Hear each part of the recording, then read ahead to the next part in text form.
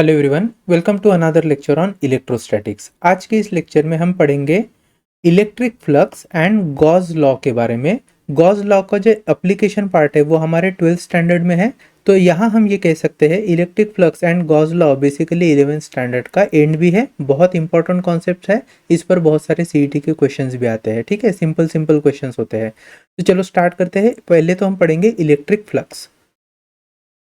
First is electric flux. Electric flux को Greek letter phi से represent करते हैं। समझते हैं। देखो, हमने इसके पहले इलेक्ट्रिक फील्ड पढ़ा था। इलेक्ट्रिक फील्ड क्या होता है? वो रीजन होता है जहां पर अगर आप दूसरा कोई चार्ज लेकर आओगे तो उस चार्ज पर इलेक्ट्रोस्टैटिक फोर्स एक्सर्ट होगा। तो मान लीजिए स्पेस में कहीं से इलेक्ट्रिक फील्ड पास हो रही है। अब ये जो इलेक्ट्रिक फील्ड है उसे हम किसके फॉर्म में रिप्रेजेंट करते हैं? Imaginary lines that are called as electric field lines. तो यहाँ मैं कुछ इलेक्ट्रिक फील्ड लाइंस ऐसे ड्रॉ कर रहा हूँ। सपोज स्पेस में जो है वो कुछ इस तरीके से इलेक्ट्रिक फील्ड लाइंस है पास हो रही है। Now you can clearly see this is non uniform electric field, right. चलो अब देखो, हमने देखा है जिस पॉइंट पर इलेक्ट्रिक फील्ड लाइन की डेंसिटी ज़्यादा होती है वहाँ पर इलेक्ट्रिक फील्ड इंटेंसिटी ज़्यादा है, और जहाँ पर इलेक्ट्रिक फील्ड लाइंस की डेंसिटी कम वहाँ पर इलेक्ट्रिक फील्ड इंटेंसिटी कम। तो एक तरीके से अगर आप बोलो तो क्या मैं ऐसे लिख सकता हूँ that electric field intensity is nothing but amount of electric field lines that और number of electric field lines passing through given area. तो यहाँ पे देखो, अगर मैं दो एरियाज ड्रॉ करता हूँ और दोनों जो एरिया है वो सेम डायमेंशन के हैं, तो इस तरीके से हमने दो एरिया कंसिडर किए हैं। ये है section 1 and this is section 2। Now you can clearly see section 1 से जो है वो कम इलेक्ट्रिक फील्ड लाइंस पास हो रही है, और सेक्शन 2 से, हालांकि दोनों का एरिया भले ही सेम हो, लेकिन सेक्शन 2 से ज़्यादा इलेक्ट्रिक फील्ड लाइन पास हो रही है। इसका मतलब सेक्शन 2 के पास अगर मैं कोई टेस्ट चार्ज लेकर आता तो this test charge would have experience large amount of force due to electric field. इसीलिए the electric field intensity is nothing but number of electric field lines passing through that area. और ये जो number है ना, electric field lines passing from that space, this is nothing but electric flux. तो इसे ही हम कहते हैं phi, and that number of electric field lines passing through given space is nothing but electric flux. तो एक तरीके से हम यहाँ बोल सकते हैं भैया electric field lines is equal to ratio of phi upon area. हम लोग जानते हैं एरिया जो होता है वो एक वेक्टर क्वांटिटी है, तो एरिया को मैं वेक्टर से रिप्रेजेंट कर रहा हूँ। और यहाँ पर आप लिख सकते हो phi is equal to electric field intensity multiplied by area vector. Now एक चीज आपको जो याद रखनी है वो ये है, electric field intensity vector quantity है, एरिया भी वेक्टर क्वांटिटी है, लेकिन जो इलेक्ट्रिक फ्लक्स है phi, it's a scalar quantity. और जो दो वेक्टर का मल्टीप्लिकेशन करके हमें अगर कोई स्केलर क्वांटिटी मिल रही है तो ये जो मल्टीप्लिकेशन है, ये जो प्रोडक्ट है, ये कौन सा प्रोडक्ट होना चाहिए? स्केलर प्रोडक्ट, या इसी को हम कहते हैं डॉट प्रोडक्ट। क्या कहते हैं? Dot product. तो इस डॉट प्रोडक्ट में अगर डॉट मुझे हटाना है तो क्या लिखना पड़ेगा?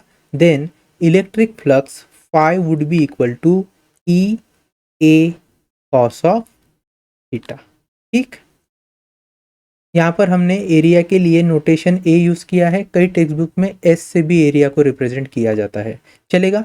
अब देखो, अगर मैं आपसे पूछूं इलेक्ट्रिक फ्लक्स का यूनिट क्या है, तो सबसे पहली बात, इलेक्ट्रिक फ्लक्स के यूनिट को फाइंड करने के लिए इलेक्ट्रिक फील्ड इंटेंसिटी और एरिया के यूनिट को देखना पड़ेगा।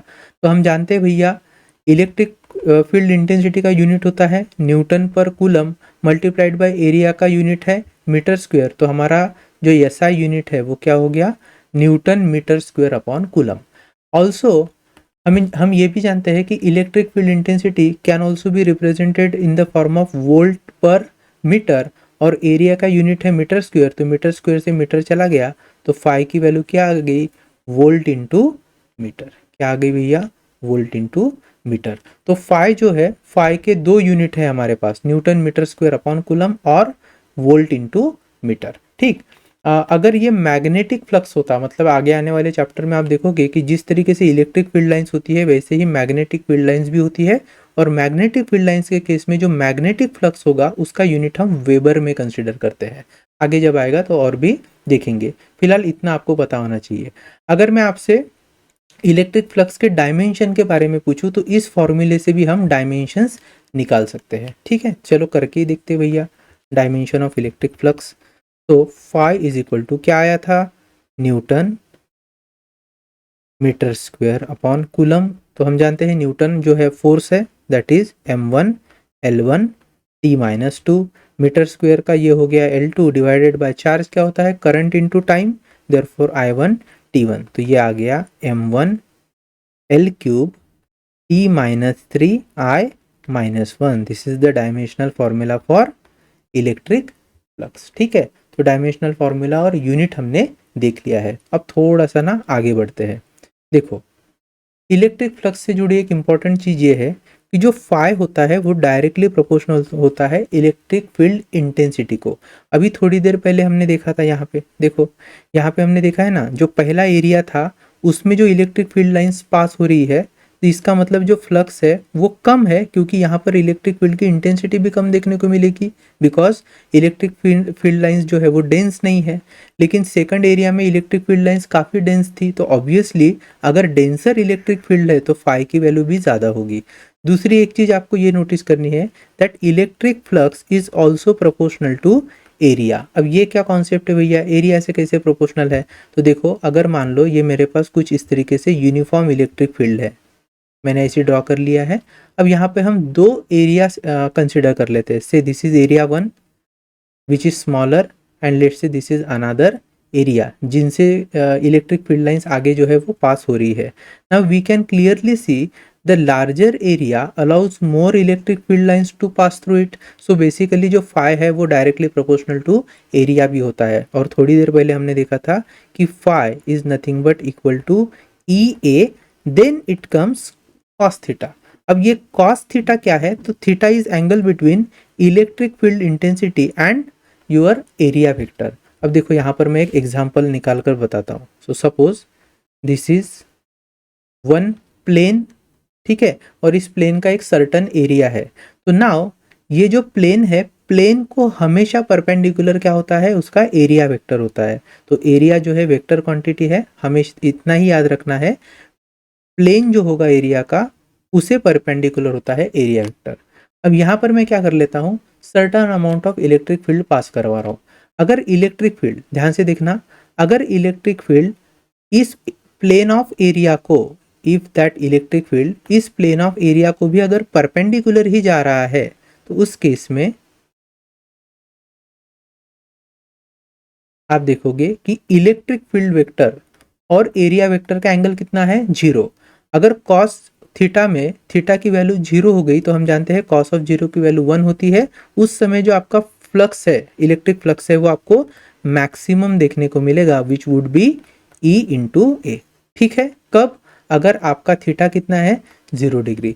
लेकिन अगर कभी ऐसे भी हुआ कि आपकी जो इलेक्ट्रिक फील्ड लाइन्स है, it is passing through that given area but making some angle with respect to area vector, तो यहाँ पर मैं ऐसी इलेक्ट्रिक फील्ड ऐसे ड्रॉ कर रहा हूँ। से this is one electric field passing like this. तो ऑब्वियसली ये जो इलेक्ट्रिक फील्ड इंटेंसिटी है या इलेक्ट्रिक फील्ड लाइन है, इसने एरिया से एक सर्टन एंगल बनाया है। अब ये जो इलेक्ट्रिक फील्ड लाइन है, जितनी एरिया वेक्टर से दूर उसका डायरेक्शन होगा उतना थीटा बढ़ते जाएगा, और जितना थीटा बढ़ते जाएगा उतना फ्लक्स आपको कम देखने को मिलेगा, क्योंकि कॉस थीटा की वैल्यू जैसे ही थीटा की वैल्यू बढ़ती जाती है तो कॉस थीटा की वैल्यू कम होती जाती है।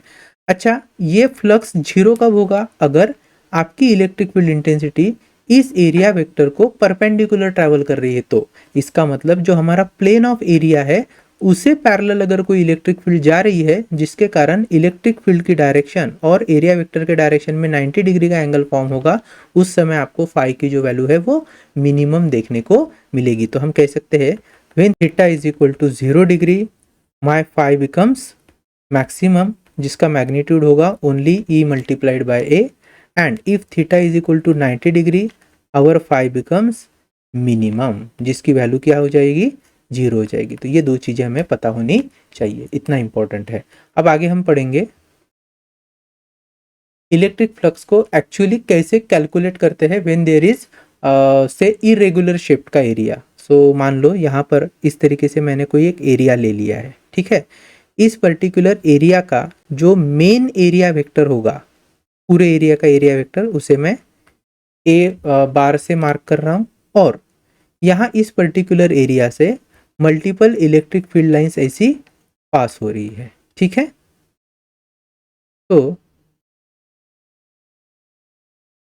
This is like these are the electric field lines which are passing through this given area. अब सपोज मैं इस पूरे एरिया में एक छोटा सा एलिमेंटल एरिया कंसिडर कर लेता हूँ। सो यहाँ पे ऐसा मैं एक एलिमेंटल एरिया कंसिडर कर रहा हूँ, और इस एलिमेंटल एरिया को मैं नाम दे रहा हूँ ds. तो this ds, basically this ds represents small elemental area over the entire area, ठीक है। अब ds के जगह आप dA भी लिख सकते हो, लेकिन टेक्स्ट बुक में ds लिखा है इसलिए मैं ds को यूज कर रहा हूँ। अब ये जो एलिमेंटल एरिया है, इसका जो एरिया वेक्टर होगा that would be perpendicular to elemental area ds. So I am drawing one perpendicular vector here. दूसरे पेन से ले लेता हूँ मैं, ठीक है। तो ग्रीन कलर से मैंने एक परपेंडिकुलर एरिया वेक्टर ड्रॉ किया है, दिस इज ds. अब इसके अंदर से भी electric field lines already pass हो ही रही है, लेकिन चूंकि ये एरिया छोटा है तो obviously number of electric field lines भी कम होगा। तो हम कहेंगे less number of electric field lines which are passing through this elemental area, and that will be called as d phi. So I am writing d phi is equal to elemental flux passing through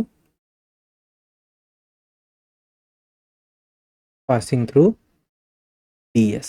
चलेगा ना। ds is elemental area. तो इस case में electric flux की intensity कैसे calculate करेंगे? That would be d phi by ds, ठीक है। तो यहाँ पर जो इलेक्ट्रिक फील्ड इंटेंसिटी है उसकी वैल्यू चाहे बड़ा एरिया रहने दो चाहे छोटा एरिया रहने दो, सेम ही आएगी। ये कैसे है? तो मान लीजिए ये जो हमारा टोटल एरिया है वहाँ से 100 number of electric field line pass हो रही थी, और टोटल जो एरिया है वो है 100 मीटर स्क्वायर। ऐसा अगर मैं कैलकुलेट कर लूँगा तो जो इलेक्ट्रिक फील्ड इंटेंसिटी की वैल्यू है वो कितनी आएगी?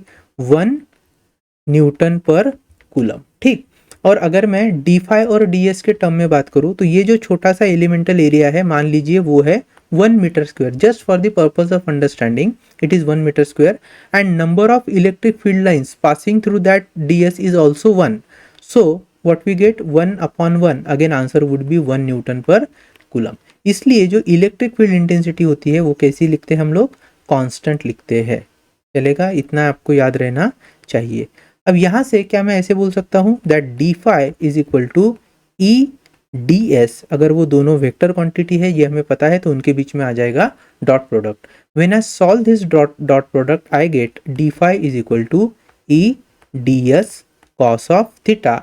Again theta would be angle between electric field lines and area vector ds। चलेगा ना। अब देखो ध्यान से, ये तो हो गया एलिमेंटल फ्लक्स। अब हमें क्या करना है? इस इरेगुलर शेप वाले एरिया से जो टोटल फ्लक्स पास होने वाला है उसे अगर कैलकुलेट करना है तो क्या करेंगे? Let's integrate above equation. तो integrate above equation, what we get? Integration of d phi is equal to integration of e ds cos of theta. Now if you can see here, area जो होता है वो एक closed contour है, मतलब उसकी जो बाउंड्री है वो क्लोज्ड बाउंड्री होती है। इसलिए जब हम इंटीग्रेशन कर रहे हैं d phi का तो हमारे लिए इंटीग्रेशन में एक और चीज ऐड होती है जिसे हम लिखते हैं क्लोज्ड लूप इंटीग्रेशन, जिसे phi से रिप्रेजेंट किया जाता है। सो d phi will be a closed loop integration. When we do the closed loop integration we will be getting total flux. तो चलो d phi का इंटीग्रेशन क्या होता है? phi. So finally total flux passing through given area would be phi, and which is represented by closed loop integration of E ds cos of theta. This formula will be very important for 12th standard में Gauss का जो application सीखने वाले हैं ना उसके लिए। तो इसको अच्छे से आप नोट करके रख लो, मार्क करके रख लो, बहुत ज़्यादा यूज़ में आने वाला ये फॉर्मूला है। तो इतनी सारी जो चीज़ें हैं अभी तक हमने सीख ली है। एक और चीज़ आपको याद रखनी है, कोई अगर मेरे पास इस तरीके से शेप है, जैसे पोटैटो वगैरह होता है ना, उस तरीके से मान लो शेप है, और इस शेप में, इस पर्टिकुलर शेप में या इस पर्टिकुलर बाउंड्री में जो ये आपको सरफेस दिखाई दे रहा है, ये ऐसा बम्पी सरफेस है, मतलब ऊपर की दिशा में वो कर्वेचर है, ठीक। अब यहाँ पर मान लो कुछ इलेक्ट्रिक फील्ड लाइंस एंटर हो रही है, तो I am drawing few electric field lines that are getting entered, okay. अब यहाँ पर भी मैं क्या कर लेता हूँ, एक एलिमेंटल एरिया कंसिडर कर रहा हूँ, this is an elemental area. अब चूंकि ये सरफेस जो है वो आउटवर्ड डायरेक्शन में उसको ऐसा कर्वेचर है, तो ऑब्वियसली इसका जो एरिया वेक्टर होगा वो भी आउटवर्ड डायरेक्शन में आपको दिखाई देगा। So I am drawing an area vector D S, this is my area vector D S, and earlier this part was electric field, ठीक है, जो अंदर की दिशा में जा रही है। Now if I ask you what is the angle between electric field intensity and the area vector D S, तो अगर आपको एंगल निकालना है तो जो एरोज है उनको फॉलो करना पड़ेगा। सो इलेक्ट्रिक फील्ड इंटेंसिटी का एरो जो है वो आगे जा रहा है, और ds का जो एरो है वो इस दिशा में जा रहा है, तो angle between them would be this, and you can clearly see that this angle theta is obviously greater than 90 degree. अगर थीटा ग्रेटर देन 90 डिग्री है तो जो फ्लक्स होता है, आप चाहे डी फाई लिखिए या फाई लिखिए, वो हो जाएगा E D S cos of theta which is greater than 90 degree, theta is greater than 90 degree. और जब थीटा ग्रेटर देन 90 डिग्री होता है तो वो सेकंड क्वाड्रेंट में आ सकता है, जहां पर कॉस की वैल्यू क्या होती है, माइनस होती है। तो यहाँ पर हम बोल सकते हैं जो फाई हमें मिलने वाला है वो निगेटिव मिलने वाला है। कैसे मिलने वाला है, निगेटिव मिलने वाला है, ठीक है। तो हमेशा याद रखना जो इनकमिंग फ्लक्स होता है, incoming flux, it is always negative. तो यहाँ इस पर्टिकुलर शेप में या फिर आप कह लीजिए बाउंड्री के अंदर जब इलेक्ट्रिक फील्ड लाइंस एंटर हो रही है तो entering electric field lines will be a negative flux.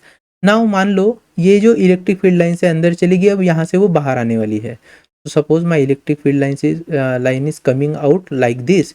Now जहाँ से वो बाहर आ रही है इस पार्ट पर भी हम एक छोटा सा एलिमेंटल एरिया ले ही लेते हैं, तो suppose this is again an elemental area ds। अब ये जो पर्टिकुलर सरफेस है, थोड़ी देर के लिए पहले बोला था ना पोटैटो को इमेजिन कीजिए, या एक तरीके से आप आलू जिसको बोलते हैं वैसा ये शेप है, तो यहाँ पर ये भी जो है वो कर्वेचर पार्ट है आउटवर्ड डायरेक्शन में, तो इसका जो एरिया वेक्टर होगा वो भी भैया आउटवर्ड डायरेक्शन में ही होगा।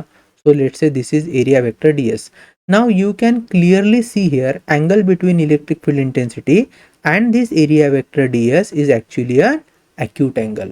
So angle is less than 90 degree, and therefore if this is my theta, so I can write d phi is equal to e ds cos of theta here. So d phi will always be positive, क्योंकि first quadrant में cos की value कैसी होती है, positive. तो ये जो phi है it is out going phi, तो this is my out going flux. तो अगर आउट गोइंग फ्लक्स है तो आपको फ्लक्स पॉजिटिव कंसिडर करना है, इनकमिंग फ्लक्स है तो फ्लक्स को निगेटिव कंसिडर करना है। ये सारी बेसिक चीजें थी regarding the electric flux. I hope कि इतनी चीजें आपको समझ में आ गई होगी। अब थोड़ा सा आगे बढ़ते हैं। Now we have to solve few questions जो यहाँ पर सीईटी के लिए हमें बहुत ज़्यादा इंपॉर्टेंट है, और साथ ही फ्लक्स से रिलेटेड जो अंडरस्टैंडिंग है वो भी स्ट्रांग होने वाली है। तो देखो एक एक करके क्वेश्चन सॉल्व करेंगे, इजी क्वेश्चन है बट आपको ध्यान बनाए रखना है। So first question, the electric field in a certain region of space is 5i 4j minus 4k multiplied by 10 to the power 5 newton per coulomb. अब ये इलेक्ट्रिक फील्ड है, किसी पर्टिकुलर स्पेस में जा रही है। सो क्या ये इस एक्सप्रेशन को मैं E का एक्सप्रेशन कह सकता हूँ, vector E is given by 5i plus 4j minus 4k into 10 to the power 5 newton per coulomb. Yes. फिर आगे उन्होंने बोला है calculate the electric flux due to this field over an area of twice of I minus of j into 10 to the power minus 2 meter square. Now, so जो data हमें दिया है उसको फट से लिख लेते हैं, that electric field intensity is 5i plus 4j minus 4k multiplied by 10 to the power 5 Newton per coulomb, and here we have area vector which is given by twice of I minus of j multiplied by 10 to the power minus 2 meter square. Now we know that phi is nothing but E dot A. Electric field intensity and area vector का dot product. सो अगर dot product आपको लिखना है तो कैसे लिखना पड़ेगा फिर, 5 of i plus 4 of j minus 4 of k multiplied by 10 to the power 5 into dot product twice of i minus of j multiplied by 10 to the power -2। अब ध्यान से देखो, 10 to the power 5 10 to the power -2, ये हो गया 10 to the power 3, तो यहाँ पर आ जाएगा 10 to the power 3। अब देखो बीच में क्या बचता है, हम जानते हैं जब हमें स्केलर प्रोडक्ट करना होता है तो I will multiplied with I, J will multiplied with J and K will multiplied with K. So from that we can see here 5 into 2 is 10 और i इंटू आई 1 होता है, इसलिए 5 इंटू 2 इज 10, तो यहाँ पर मैं लिख सकता हूँ 10, दिस इज 10। फिर आगे देखिए, j को j से मल्टीप्लाई करना पड़ेगा, now +4 into -1 that is -4, so this would be -4। और k की जो वैल्यू है वो एरिया वेक्टर में 0 ही है, so 0 multiply by anything is 0, so we need not have to consider it. So what we are left with is 10 minus 4 into 10 to the power 3. So final answer होगा भैया flux is equal to 6 into 10 to the power 3। आप लिख सकते हो इसको volt into metre या फिर newton metre square upon coulomb भी आप लिख सकते हो, ठीक है। तो ये जो फॉर्मूला है ये phi is equal to E dot A, बहुत सिंपल और इजी फॉर्मूला है, इसको यूज करके हमने यहाँ पर क्वेश्चन सॉल्व किया है। अब इसी तरीके का एक दूसरा क्वेश्चन है, उसे सॉल्व करेंगे और सीईटी का लास्ट ईयर का भी क्वेश्चन डिस्कस करेंगे। क्या दिया है, consider a uniform electric field E is equal to 3 into 10 to 10 to the power 3 going into X direction, positive X direction, जिसको यूनिट वेक्टर I से रिप्रेजेंट किया है। तो अगर मान लो मैं इसी कोऑर्डिनेट सिस्टम ड्रॉ कर दूं तो से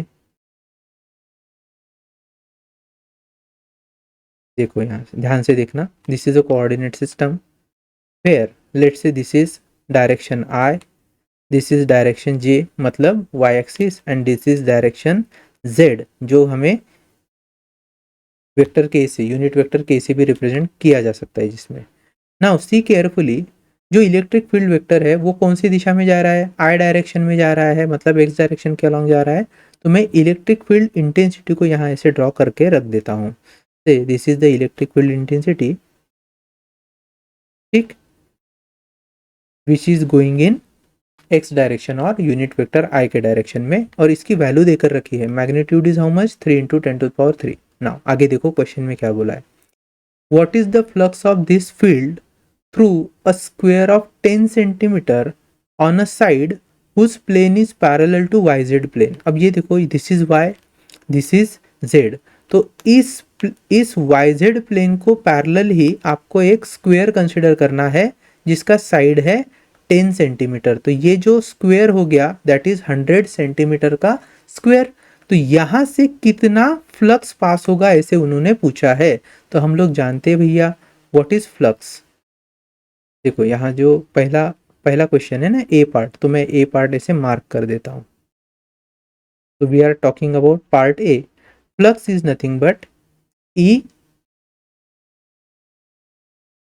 ए कॉस ऑफ थीटा, इतना हमें पता है। अब ध्यान दो, ई की जो डायरेक्शन है ना वो कैसी है, अलोंग आई है मतलब एक्स डायरेक्शन है। तो यहाँ पे अगर मैं एरिया ड्रॉ कर रहा हूँ which is parallel to plane Y Z, तो उसका जो एरिया वेक्टर होगा वो भी पैरेलल होगा किसे, इलेक्ट्रिक फील्ड इंटेंसिटी को। तो क्या मैं यहाँ पर इन दोनों के बीच का जो एंगल है वो 0 डिग्री ले सकता हूँ, बिल्कुल ले सकता हूँ। तो कॉस ऑफ 0 की वैल्यू होती है 1, सो हमारे पास बचता है phi is equal to E into A only, ठीक। अब ई का जो मैग्नीट्यूड है this is 3 into 10 to the power 3, इसे मैं लिख लेता हूँ आई, चलेगा। अब आई लिखने की भी जरूरत नहीं है क्योंकि हमने थीटा को 0 लिया ही है, मल्टीप्लाइड बाय आपका जो एरिया है, एरिया कितना दिया है 10 सेंटीमीटर का square that is 100 centimetre square. अब सेंटीमीटर स्क्वायर मतलब 100 इंटू 10 to the power -4 में लिख सकता हूँ। So this would be 300 into 10 to the power -1 and that can be written as phi is equal to 30. You can write this as Newton metre square upon coulomb और simply volt into metre. आप दोनों में से कोई भी unit use करो, दोनों नहीं यूज करना है, या तो वोल्ट इनटू मीटर यूज करो या फिर newton metre square upon coulomb use करो। So this is my first part. अब सेकंड में क्या पूछा है, what is the flux through the same square if normal to its plane makes angle 60 degree with x axis. तो ये जो plane था, मतलब ये जो पर्टिकुलर एरिया था, अब यही एरिया कंसिडर करना है, लेकिन now normal to this area that is area vector, ये एरिया वेक्टर ई के साथ, मतलब इलेक्ट्रिक फील्ड इंटेंसिटी के साथ अब कितने डिग्री का एंगल बनाने वाला है, 60 डिग्री का। तो भैया अब इसमें कौन सी बड़ी बात है, हम तो जानते ही है that phi is equal to, we know that phi is equal to E A cos of theta. So E is how much? E is 3 into 10 to the power 3 multiplied by area is 100 centimeter square, that is 10 to the power minus 4 into cos of 60 degree.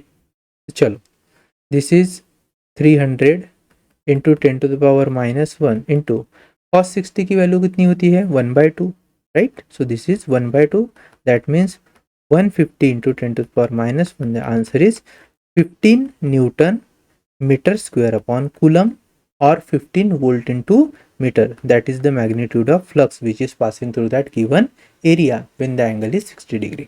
Let's move ahead. There is one more question. An electric field over a certain region is given by E is equal to 2 times of E naught I, 3 times of E naught J minus 5 times of E naught K, where E naught जो है उसकी वैल्यू देकर रखी है इन्होंने, which is given as 100 newton per coulomb. A rectangular surface of area 0.2 meter square is kept in this region parallel to y axis. अब देखो ध्यान से, अगर ये इलेक्ट्रिक फील्ड एक्सिस है, इलेक्ट्रिक फील्ड इंटेंसिटी है E, which is given as 2 times of E naught I plus 3 times of E naught J minus 5 times of E naught, ठीक है, ये होगी इलेक्ट्रिक फील्ड इंटेंसिटी। अब उन्होंने बोला है कि रेक्टेंगुलर सरफेस एरिया है जो कितना है, 0.2 मीटर स्क्वायर है, kept in the region parallel to Y axis. अब यहाँ पे आपको समझना पड़ेगा, ये जो वाई एक्सिस के पैरेलल ऐसा बोला है, एक्चुअली उन्होंने एरिया वेक्टर को वाई एक्सिस के अलोंग पैरेलल बोला है, क्योंकि कोई भी एरिया एक एक्सिस को पैरेलल नहीं होता, वो किसी प्लेन को पैरेलल होता है, ठीक है। तो अगर मान लीजिए आप एक्स जेड प्लेन को पैरेलल एरिया लेते हो, तब उसका एरिया वेक्टर जो है वो वाई डायरेक्शन में आपको पैरेलल होता हुआ दिखेगा, क्योंकि एक्स जेड प्लेन को परपेंडिकुलर एलिमेंट होता है वाई, और इसीलिए यहाँ पर एरिया भी वाई एक्सिस को ही पैरेलल होगा। तो यहाँ पर हमें लिखना है कि भैया ए जो है ना, ए इज नथिंग बट 0.2 जे, इतना आपको देखना पड़ेगा। नाउ उन्होंने क्या पूछा है, आगे क्या पूछा है, the flux passing through this surface is, अब हमें ये तो जानते ही है हम लोग, flux is nothing but vector E dot vector ए। अब देखो ध्यान से, यहाँ ए में सिर्फ जे कंपोनेंट प्रेजेंट है और यहाँ पे आई जे के है, तो हम सिर्फ जे से ही मल्टीप्लाई कर सकते हैं, और जे की वैल्यू है 3 times of E not, so this would be 3 times of E not multiplied by 0.2 हो गया। चलो फट से वैल्यू रख लेते हैं। सो 3 इंटू ई नॉट की वैल्यू देकर रखी है इन्होंने 100, सो 3 इंटू 100 इंटू 0.2। अब 0.2 को 100 से मल्टीप्लाई कर लेंगे तो that would be 20, 20 into 3 is 60, so answer is 60 newton metre square upon coulomb, which is my option, option कौन सा, C, yes, which is my option C here. चलेगा, देखो इतना तो आपको पता होना चाहिए कि वेक्टर्स मल्टीप्लाई कैसे होते हैं, है ना। तो स्केलर प्रोडक्ट में आई multiplied with I, J multiplied with J and के मल्टीप्लाइड विथ के होता है, ठीक है। ये बेसिक सा नॉलेज है, ये हमें पता है तो ही ये क्वेश्चन सॉल्व होंगे। Anyway let's start with one of the important question which was asked in last year. देखो क्या क्वेश्चन था, the electric field in the region is given by electric field intensity E is equal to A I plus B J, where A and B are constants. The net electric flux passing through the square area of side L, तो एक square है जिसका side यल है, तो obviously area होगा यल का square, ठीक है। Parallel to Y Z plane, मतलब ये अगर वाई जेड प्लेन में एरिया है तो ऑब्वियसली एरिया वेक्टर जो होगा वो टूवर्ड्स एक्स एक्सिस होना चाहिए, ठीक है। सो मैं लिख रहा हूँ, देखो vector E is equal to A I plus B j, और एरिया वेक्टर को लिख रहा हूं simply l square multiplied by i. क्यों, क्योंकि ये वाई जेड प्लेन को पैरेलल है तो उसका एरिया वेक्टर आई डायरेक्शन में ही होगा। नाउ हम पता है flux is equal to vector E dot vector A, तो जो स्केलर प्रोडक्ट होता है उसमें i multiplied by i, j multiplied by j और k मल्टीप्लाइड बाय k होता है। यहाँ पर देखो i में a है, so a would be multiplied with l का स्क्वायर, बाकी b और k कुछ है ही नहीं तो उन्हें छोड़ देना पड़ेगा। So we will be multiplying that a with respect to l का square and this is the magnitude of electric flux. ठीक है, उस एरिया से जाने वाला। So my option, yes, option B is the correct option. ठीक, तो I hope यहाँ तक आपको बेसिक जो है फ्लक्स के बारे में वो सारा पता चला है और हमने कुछ इंटरेस्टिंग क्वेश्चंस भी सॉल्व किए हैं। अब हम बात करने वाले हैं गॉसेस लॉ की। ठीक है, किसकी? गॉस लॉ या Gauss's law.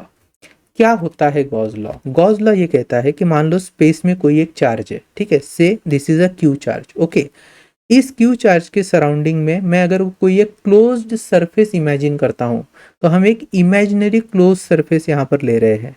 Let's say this is a close surface. तो फिलहाल ये एक स्फीयर है, हम देख पा रहे हैं। तो गॉस कहते हैं द नेट अमाउंट ऑफ और total amount of electric flux passing through any closed surface will be equal to given charge divided by permittivity of that space. तो अगर ये फ्री स्पेस में अगर इस चार्ज को रखा है तो परमिटिविटी ऑफ फ्री स्पेस को हम लिखते हैं एप्सिलॉन नॉट। कितनी वैल्यू होती है भैया एप्सिलॉन नॉट की? So it is 8.85 into 10 to the power -12 coulomb square upon newton metre square होता है। ठीक है, इतना आपको याद रखना ही है। एनीवे, इसको ही हम फैराड पर मीटर में भी लिख सकते हैं। ठीक है, एप्सिलॉन नॉट की वैल्यू को। चलो आगे बढ़ते हैं। So this part phi is equal to q upon epsilon naught is basically your Gauss's law। ठीक, अब देखो क्या हो अगर स्पेस में यहाँ स्पेस में एक चार्ज के बजाय बहुत सारे चार्जेस हो, से this is q1, then q2, q3, q4, q5। अगर ऐसे है तो उसके सराउंडिंग में अगर आप कोई क्लोज्ड सरफेस इमेजिन करते हो तो जो टोटल फ्लक्स निकलेगा बाहर that would be phi is equal to 1 upon epsilon naught, जैसे का वैसे ही आएगा। Then it is summation of q1, q2, q3 and up to qn। ठीक है, इनमें से अगर कोई चार्ज निगेटिव है, मान लीजिए q1 पॉजिटिव था, q2 निगेटिव है, तो यहाँ पर आपको जब एरिथमेटिक सम करना है तो q2 को क्या लेना पड़ेगा? निगेटिव लेना पड़ेगा। तो जो भी एक एडिटिविटी प्रिंसिपल के हिसाब से जो हमारा लास्ट में एक नेट चार्ज आएगा that is divided by epsilon not will be the value of electric flux. I hope इतना आपको समझ में आ रहा है। ठीक, सो this is my Gauss law. तो अगर स्टेटमेंट के फॉर्म में लिखना है तो गॉस लॉ क्या कहेंगे? Total flux passing through a closed surface is given by charge divided by electrical permittivity of space, electrical permittivity। ठीक है, देखो दोस्तों बहुत ही ज़्यादा इंपॉर्टेंट कॉन्सेप्ट है ये। यहाँ से रिलेटेड है ना, मैं एक दो आपको चीज़ें हैं जो सीईटी के लिए इंपॉर्टेंट है उसे बताना चाहता हूँ। सबसे पहले अगर मान लो ये एक क्यूब है मेरे पास, इस तरीके से कोई एक क्यूब है, और अगर इस क्यूब को मैं कहता हूँ क्लोज सरफेस, तो यहाँ इस क्लोज सरफेस को आप गॉसियन सरफेस भी मान सकते हो। इस क्यूब के अंदर हम कोई एक टेम्पररीली मान लीजिए चार्ज इमेजिन कर रहे हैं, चार्ज का मैग्नीट्यूड है से q1। ओके, और इस क्यूब के बाहर और इस क्यूब के बाहर यहाँ पर कहीं दूर में एक दूसरा चार्ज ले लेता हूँ q2। This is another charge q2। Now if you are applying Gauss's law to find the total amount of flux passing through this given Gaussian surface, ये जो सरफेस होते हैं ना, जो हम कहते हैं भैया इमेजिनरी सरफेस ड्रॉ कर लो किसी भी चार्ज के अराउंड, उसे गॉसियन सरफेस कहा जाता है। तो यहाँ तो फिलहाल क्यूब को ही हमने गॉसियन सरफेस माना था। थोड़ी देर पहले जो स्पीयर ड्रॉ किया था ना, that sphere was my Gaussian surface. वैसे ही सिलेंडर भी एक गॉसियन सरफेस हो सकता है। बेसिकली गॉसियन सरफेस कुछ नहीं है, वो इमेजिनरी सरफेसेस है। ठीक है, उसका रीजन क्या है थोड़ी देर में आपको पता चलेगा। एनीवे, सो नाउ अब हमें पूछा है कि गॉस के जो लॉ है उसे अप्लाई करो। तो गॉस का लॉ किसके लिए यूज होता है? Charges which are actually enclosed under the closed surface. तो यहाँ पर क्लोज सरफेस के अंदर कौन सा चार्ज है? Only q1। तो हम लिखेंगे भैया phi will be exactly equal to Q1 upon epsilon naught. ये जो Q2 चार्ज हमारे इस जो स्पेस है, क्लोज स्पेस, उसके बाहर है, तो इसको कंसिडर नहीं करना है।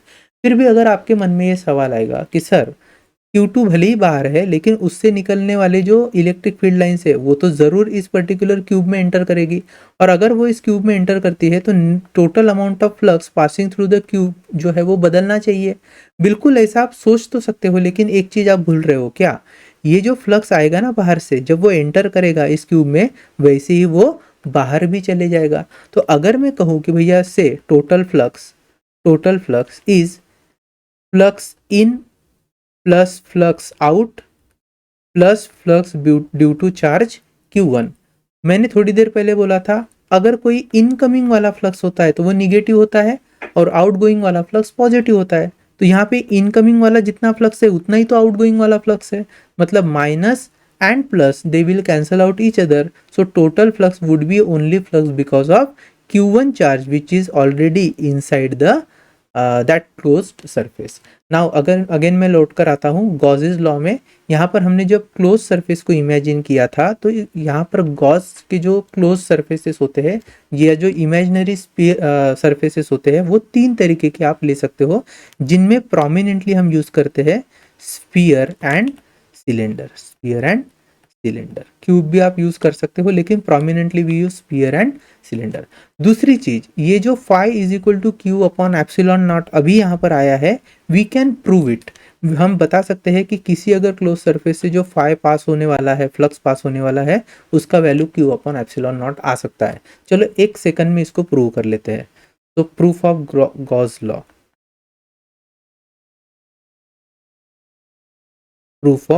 लॉ, तो मान लेते हैं कि मेरे पास कोई एक ऐसा पॉइंट चार्ज है, से this is a point charge, this is a point charge Q, okay. And से अगर ये पॉजिटिव चार्ज होगा तो यहाँ से निकलने वाली जो इलेक्ट्रिक फील्ड लाइंस है उन्हें हम कैसे इंडिकेट करते हैं, radially outward. So the electric field lines are radially outward, ठीक है। अब चलो हमें पता करना है total flux passing through that given point charge. तो यहाँ पर हम क्या कर लेते हैं, एक गॉसियन स्फीयर इमेजिन कर लेते हैं। तो let's say this is a Gaussian sphere,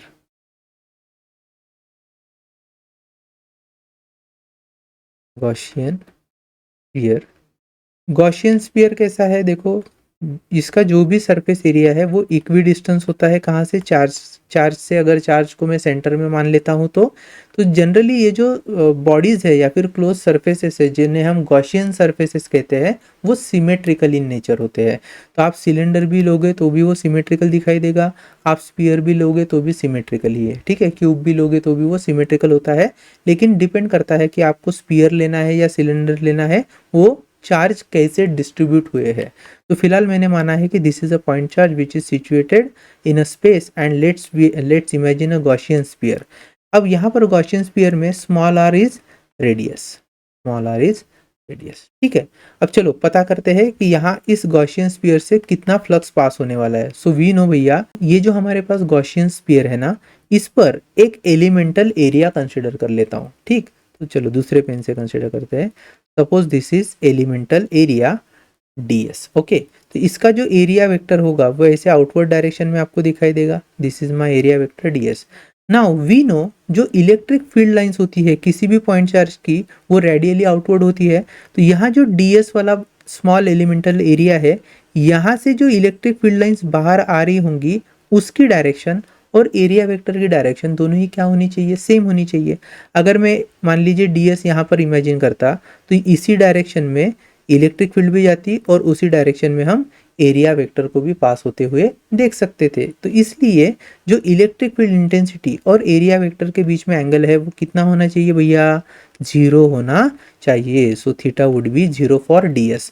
now we know the net और जो एलिमेंटल फ्लक्स होगा इस एरिया से पास होने वाला, उसको हम डी फाई लिखते हैं। So we know that D phi is nothing but E ds cos of theta, but theta की वैल्यू चूंकि 0 है तो कॉस थीटा हो जाएगा 1। I can write D phi is equal to E into D S. Now हमें क्या है, इस छोटे से एलिमेंटल एरिया से पास होने वाला फ्लक्स नहीं चाहिए, हमें चाहिए पूरा फ्लक्स जो इस गॉसियन स्फीयर से पास हो।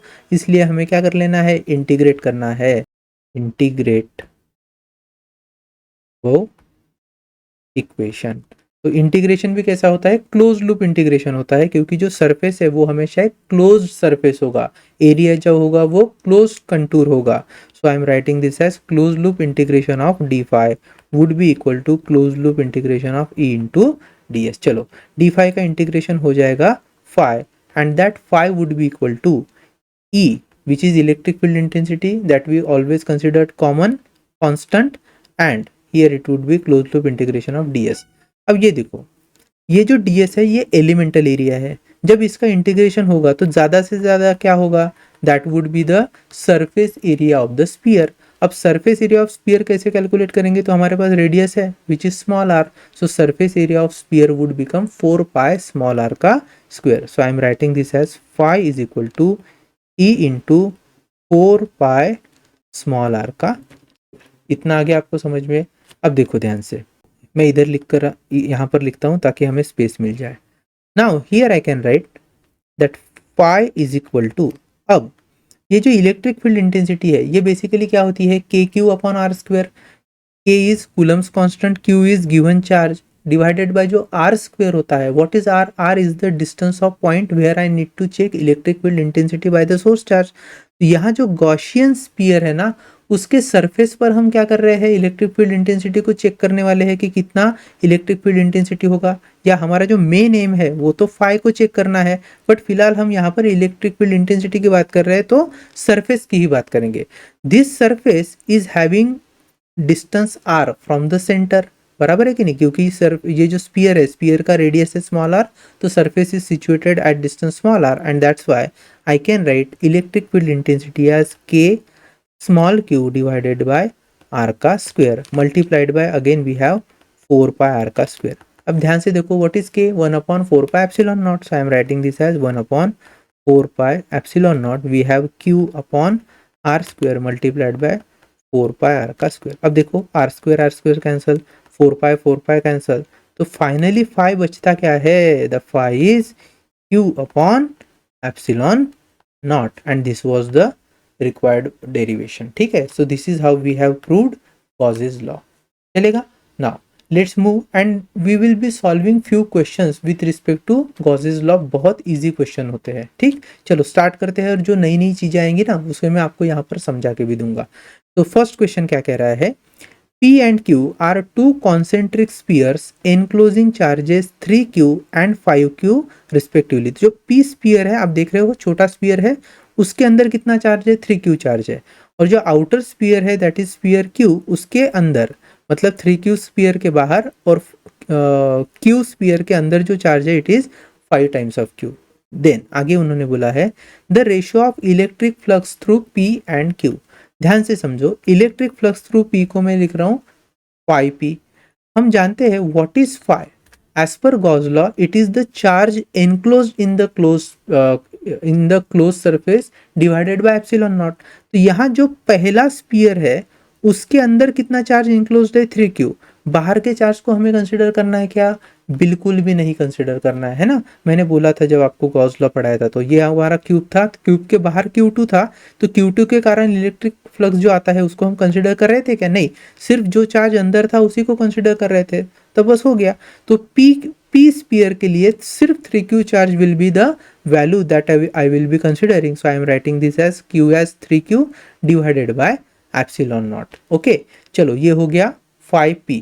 अब बात करेंगे 5Q की। So the amount of electric flux passing through that charge passing through the sphere Q would be net charge enclose by that sphere. तो Q स्पीयर के अंदर कितना चार्ज है, तो 5Q तो है ही, प्लस और कितना है अंदर, 3Q। तो आपको 3Q प्लस 5Q करना पड़ेगा, and what that would B 8 times of Q divided bye epsilon naught. Now we have been asked to find the ratio of electric flux to P and Q.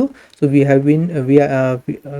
have to find phi P upon phi Q, और ये आ जाएगा 3/8। So option C, yes, option C is the correct option। चलो आगे बढ़ते हैं, next question क्या दिया है, an electric flux of -2 into 10⁻⁻⁴ newton metre square upon coulomb passes through a point inside a spherical Gaussian surface। तो एक spherical Gaussian surface में इमेजिन कर लेता हूं ऐसा, ओके। तो इसके किसी पॉइंट से, इसके किसी एक पर्टिकुलर पॉइंट से कितना इलेक्ट्रिक फ्लक्स पास हो रहा है, -2 into 10⁻⁻14। So phi is given as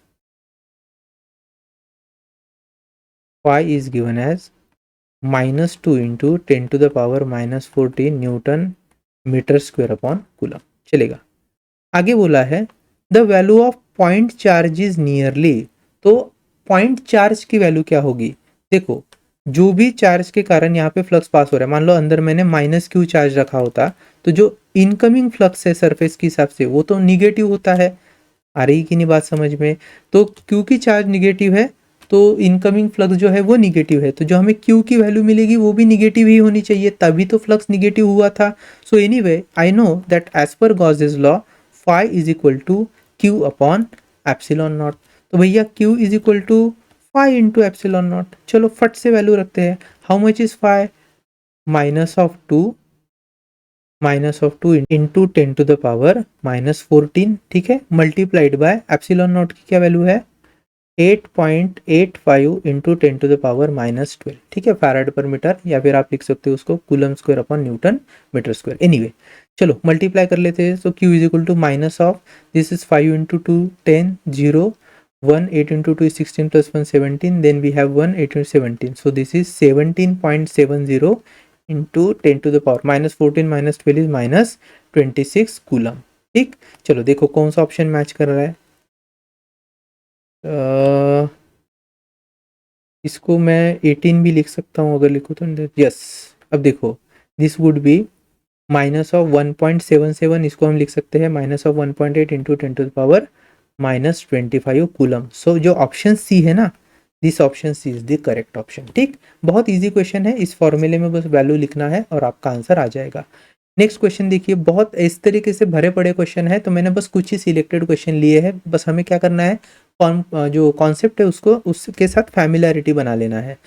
देखो उन्होंने बोला है in the diagram the total electric flux through the closed surface S is. तो ये है क्लोज सरफेस, इसके थ्रू जाने वाला टोटल फ्लक्स क्या होगा, तो हमें बाहर के जो चार्जेस है उनको कंसिडर करना है क्या, नहीं, अंदर का charges Q, so Q upon epsilon not, that is the flux. Option A. समझ में आ रही है कि बात? ऑप्शन ए हो गया। तो नेक्स्ट क्या दिया है देखो, a charge particle Q is placed at centre O of a cube of length L। तो ऐसा क्यूब है जिसकी लेंथ L है और यहाँ पे उन्होंने सेंटर में O पॉइंट लिया है जहाँ पर कौन सा चार्ज रखा है भैया, देखो स्मॉल q चार्ज रखा है। ठीक, then another charge small q is placed at distance L from O। यहाँ से L डिस्टेंस पर वैसे ही सेम q चार्ज ले लिया है उन्होंने। The electric flux emerging from Q at O is. अब भैया O पर तो Q चार्ज है और उसके कारण जो फ्लक्स इमर्ज होने वाला है, जो इस क्यूब से पास होगा, वो क्या होगा, obviously that would be Q upon epsilon not, जो ऑप्शन सी में मेंशन ही किया है, इसलिए option C is the correct option. ठीक, चलो आगे बढ़ते हैं। Now let's see here, a charge Q microcoulomb is placed at the center of a cube. So suppose this is a cube, ठीक है, इसके सेंटर में हम एक चार्ज कंसिडर कर रहे हैं which is Q microcoulomb. Now आगे, the flux through one face, इसके एक फेस से कितना फ्लक्स पास होगा ऐसे उन्होंने पूछा है। The flux through one face and the two opposite faces of the cube. मतलब अगर इस फेस को कंसिडर करता हूं तो इसकी जो बॉटम में फेस होगा उसके बीच में, तो ये दोनों फेसेस प्लस हमें पूछा है flux passing through one particular face. ध्यान से देखो, जो टोटल फ्लक्स होगा, जो टोटल फ्लक्स होगा वो इस पूरे पूरे क्यूब से पास होने वाला है। नाउ ये जो चार्ज है वो क्यूब के सेंटर में था, तो यहाँ पर हमें एक एडवांटेज मिलेगा, कौन सा, जो फ्लक्स पास होने वाला है वो इक्वली पास होगा through all the faces. Now how many faces होते हैं एक पर्टिकुलर क्यूब को, देयर आर 6 फेसेस। तो जो भी टोटल फ्लक्स होगा ना, टोटल फ्लक्स होगा that is flux passing through one face multiplied by 6 faces. इतनी बात आ गई समझ में। अब सबसे पहले किसी भी एक फेस से पास होने वाला फ्लक्स कितना होगा? सो फ्रॉम फर्स्ट फेस कोई भी ले लो, then phi1 would be equal to total flux divide by 6, total flux divide by 6, तो टोटल फ्लक्स है phi, सो phi बाय 6। अब देखो phi is nothing but q upon epsilon not, जो given charge है वो, so I can write this as q divided by 6 times of epsilon naught, this is for first face. तो q upon 6 times of epsilon not, देखो a और b option cut गए, c और d में ही है। बाद में उन्होंने बोला है टू अपोजिट फेस। अब दो अगर अपोजिट फेसेस में ले रहा हूं, ये अगर ऐसे दो फेसेस है, तो जो फ्लक्स निकल कर आएगा टू फेस से, that would be two faces, two times of एक फेस से गया हुआ flux, that is q upon 6 times of epsilon naught, so this is 1/3 times of q upon epsilon naught, so 1/3 times, ये option C, option C is the correct. ठीक, चलो आगे बढ़ेंगे ना। ये एक बस एक टर्म नहीं इन्होंने यूज की है, तो उसको समझने के लिए मैंने इस क्वेश्चन को यहाँ पर इंक्लूड किया है। बाकी क्वेश्चन बहुत इजी है। क्या बोला है? Two surfaces A and B enclosing the charges as shown below, the total normal electric induction, total normal electric induction मतलब और कुछ नहीं, आपको चार्जेस के बारे में पूछा है, through the surface A and B. तो अगर ये ए सरफेस है तो बताइए ए सरफेस में नेट चार्जेस कितना होगा? तो एडिटिविटी के प्रिंसिपल के हिसाब से 2 times of q minus q, that is only q। तो a के लिए जो चार्जेस है, ठीक है, TNEI जो है वो प्लस q होगा, और जो सेकंड बी सरफेस है उसमें देखिए plus 3q minus q, that is plus times of 2q। तो plus times of 2q B surface के लिए और only plus q A surface के लिए। सो ऑप्शन सी जो है वो करेक्ट ऑप्शन है। ठीक, इसमें कुछ खास है नहीं, बस जो टर्म है नई यूज होती है तो हम कंफ्यूज हो सकते हैं, इसलिए हमने इसको इंक्लूड किया है। चलो अब कुछ ही क्वेश्चंस बचे हैं, देख लेते हैं। If the electric flux entering and living and enclosed surfaces are phi1 and phi2 respectively, the electric charge inside the surface will be। अब देखो ये मान लो एक enclosed surface है, ठीक है, इसका जो इनकमिंग फ्लक्स है वो है phi1, अगर वो इनकमिंग है तो ये माइनस हो गया, और जो आउटगोइंग फ्लक्स है वो है phi2, this is phi2 outgoing. तो उन्होंने पूछा है कि the electric charge inside the surface will B. अब ध्यान से समझो, अगर मैं कहूँ इनकमिंग फ्लक्स phi1, जस्ट मैं लिख रहा हूँ incoming flux phi1, so that means जो भी कुछ गिवन चार्ज होगा इसके अंदर q अपॉन, मैं लिख रहा हूँ एप्सिलॉन, चलेगा, चाहो तो आप q1 अपॉन एप्सिलॉन नॉट लिख लो, और phi2 जो हो जाएगा उसे मैं लिख रहा हूँ q2 upon epsilon not, just समझाने के लिए। नाउ हमें क्या बोला है, इनकमिंग और आउटगोइंग फ्लक्स अगर है तो हमें नेट फ्लक्स इसके अंदर जितना होगा उसके ही प्रोपोर्शनेटली आपको अंदर में चार्जेस देखने को मिलेंगे। तो अगर मैं नेट फ्लक्स कैलकुलेट करता हूं तो हम जानते हैं phi1 माइनस है और phi2 प्लस है, because phi2 is outgoing flux, phi1 was incoming flux. तो सिंपली आपको कर लेना है phi2 माइनस phi1, तो ये हो जाएगा q2 upon epsilon not minus q1 upon epsilon not, बराबर है। तो एप्सिलॉन नॉट को मैंने कॉमन ले लिया है। अब q2 माइनस q1 जो है वो अंदर में delta q, that is net value of charge बताएगा। समझ में आ रही है क्या बात? सो एक चार्ज अंदर होगा पॉजिटिव माइनस वाला, जिसको q1 लिख रहा हूँ, और दूसरा चार्ज होगा प्लस वाला, जिसको मैं q2 लिख रहा हूँ, और दोनों के फ्लक्स का अगर मैं सब्सट्रैक्शन करके देखूं तो मुझे जो नेट चार्ज है अगर मैं उसको डेल्टा क्यू लिखता हूं तो वो मिलेगा epsilon not times of phi2 minus phi1, चलेगा। तो option D, option D is the correct option. ठीक है, चलो आगे बढ़ते हैं। क्या बोला है? A charge is uniformly distributed on the surface of a spherical rubber balloon। तो ऐसा मान लो स्फेरिकल रबर बलून है और उस पर जो चार्जेस है वो ऐसे यूनिफॉर्मली डिस्ट्रीब्यूटेड है। ठीक, अच्छा देखो चार्ज कभी भी यूनिफॉर्मली डिस्ट्रीब्यूटेड क्यों होते हैं, मैं जस्ट नटशेल आपको बता देता हूँ, अभी रेफरेंस आया है। तो मान लो ये कोई एक स्फीयर है, यहाँ पर मैं मान लीजिए ऐसे कुछ पॉजिटिव चार्जेस छोड़ देता हूँ, तो आप देखोगे इन चार्जेस के बीच में होता है रिपल्सिव फोर्स। रिपल्सिव फोर्स होने के कारण this charges starts to get spread all over the surface और वो एक दूसरे के साथ जो है वो इक्वी डिस्टेंस पर होते हैं। तो इक्वी डिस्टेंस पर इसलिए होते हैं क्योंकि उनके बीच में रिपल्सिव फोर्स होता है, जिनके कारण चार्जेस जो है वो एक दूसरे के साथ इक्वल डिस्टेंस मेंटेन करते हैं, और इसी कारण किसी भी सरफेस पर जो चार्जेस होते हैं वो इक्वली डिस्ट्रीब्यूटेड होते हैं, यूनिफॉर्मली डिस्ट्रीब्यूटेड होते हैं। चलेगा ना। So a charge is uniformly distributed on the surface of a spherical rubber balloon.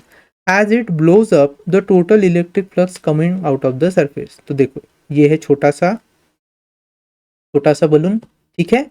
इस पर मान लेते हैं भैया 5 चार्जेस है, तो इनके कारण जो नेट इलेक्ट्रिक फील्ड इंटेंसिटी होगी या फिर direction of electric field intensity है वो कैसी है, आउटवर्ड डायरेक्शन में जा रही है।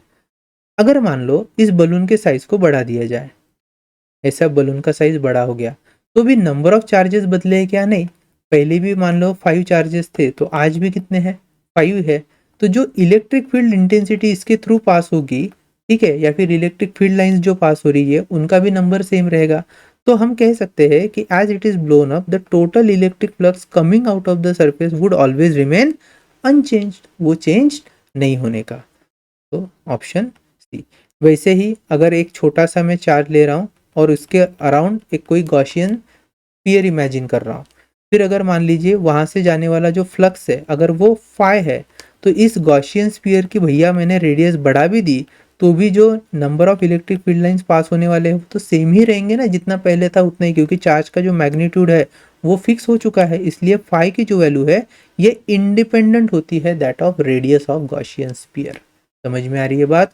चाहे क्लोज सरफेस जो है वो छोटा हो या बड़ा हो, अगर आपके चार्जेस नहीं चेंज हो रहे हैं तो फाई हमेशा जो होगा वो कांस्टेंट ही रहेगा। चलो आगे बढ़ते हैं। नेक्स्ट और एक क्वेश्चन दिया है and I guess this is the last question. The electric field intensity on the surface of a solid charge sphere of radius small r and volume charge density sigma is.